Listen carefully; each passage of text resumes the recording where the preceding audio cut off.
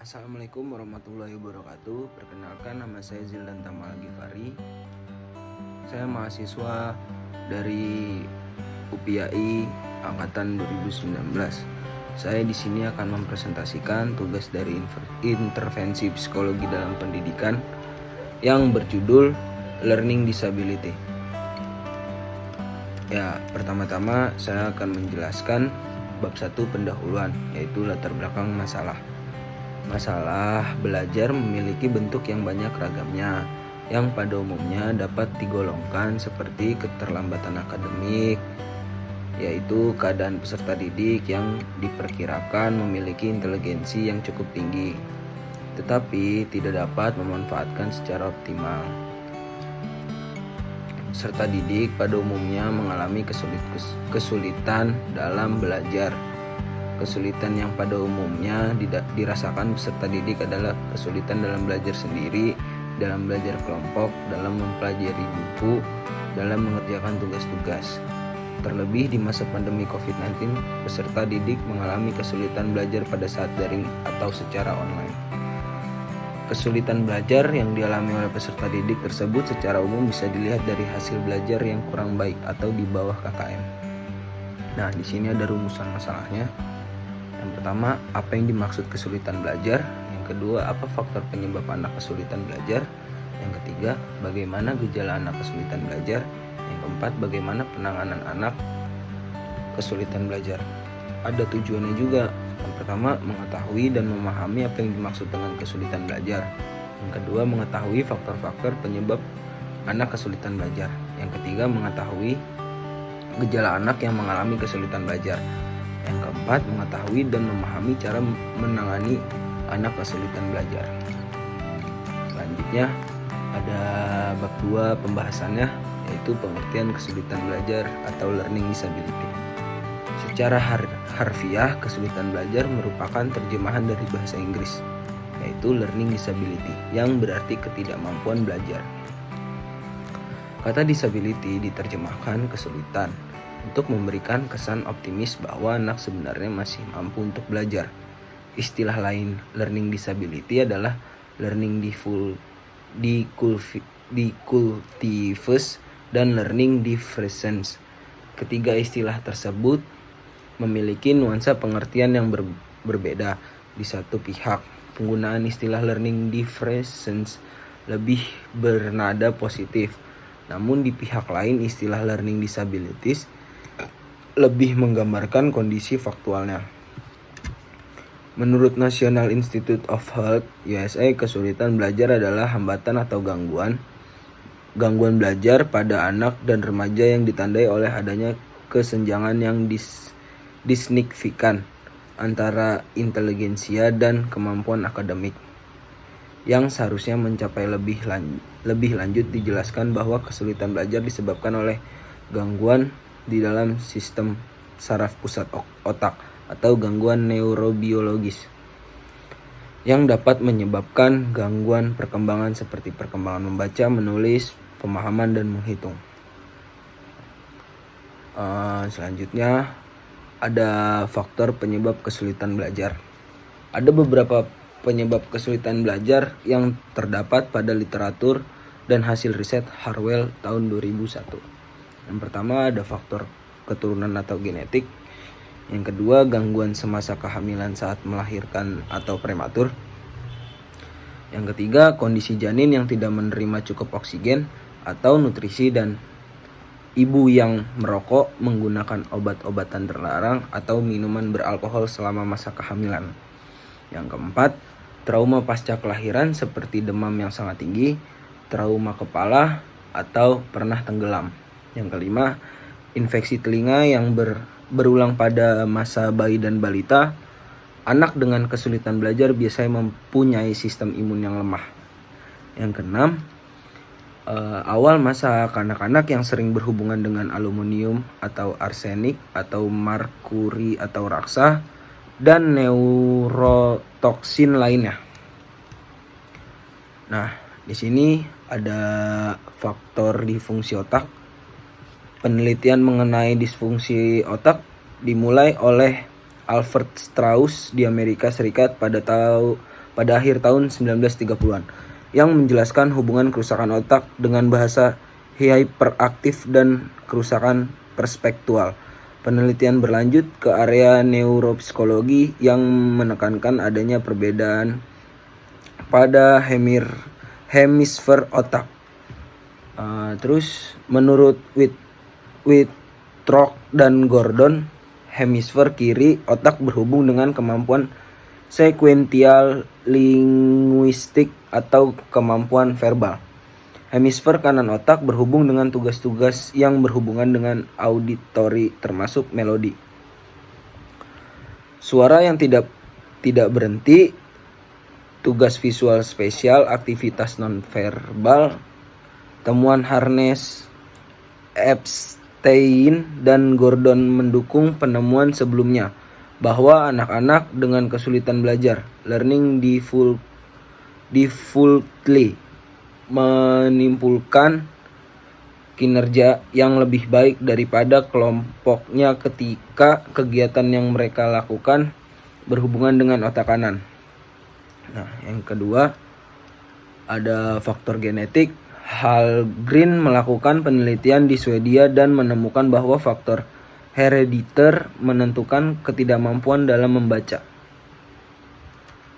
Yang ketiga ada faktor lingkungan dan malnutrisi. Kurangnya stimulasi dari lingkungan dan malnutrisi yang terjadi di usia awal kehidupan merupakan dua hal yang saling berkaitan dapat menyebabkan munculnya kesulitan belajar pada anak. Yang keempat ada faktor biokimia. Pengaruh penggunaan obat atau bahan kimia lain terhadap kesulitan belajar masih menjadi kontroversi. Penelitian yang dilakukan oleh Adelman dan Comfers atau dalam Crick and Gallagher tahun 1986 menemukan bahwa obat stimulan dalam jangka pendek dapat mengurangi hiperaktivitas. Terus selanjutnya ada gejala anak kesulitan belajar. Yang pertama ini pada usia prasekolah. Terus terlambat bicara dibanding dengan anak seusianya. Memiliki kesulitan dalam mengucapkan beberapa kata. Dibandingkan anak seusianya, penguasaan jumlah katanya lebih sedikit atau terbatas. Sering tidak mampu menemukan kata yang sesuai untuk satu kalimat yang akan ditemukan. Sulit mempelajari dan mengenali angka, huruf, dan nama-nama hari.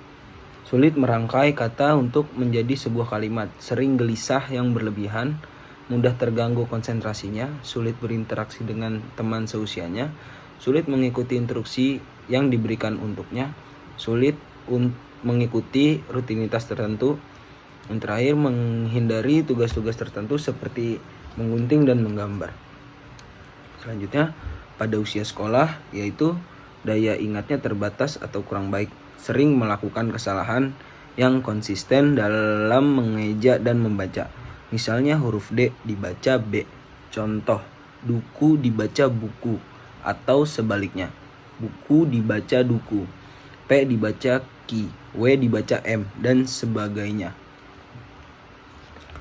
Terus yang ketiga ini pada usia remaja atau dewasa, yaitu sulit atau salah mengeja huruf berlanjut hingga dewasa. Masih sering menghindari tugas-tugas membaca dan menulis. Mungkin saja lancar membacanya tapi tidak mengerti atau tidak bisa menjelaskan apa yang telah dibacanya.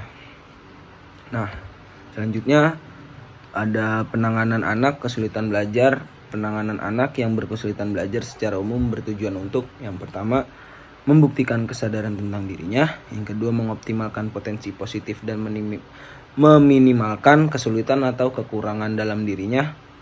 Yang ketiga, menjadi orang yang mandiri sehingga mampu mencari solusi permasalahan hidup sehari-hari. Nah, terus ada mereka perlu diarahkan untuk mempelajari hal-hal berikut ini. Yang pertama, bagaimana mulai mengerjakan tugas. Yang kedua, bagaimana cara belajar yang efektif.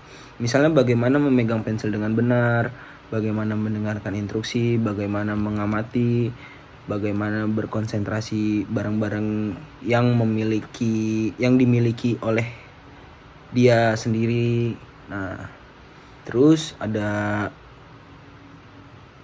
orang tua dan guru wajib memahami hal-hal berikut ini.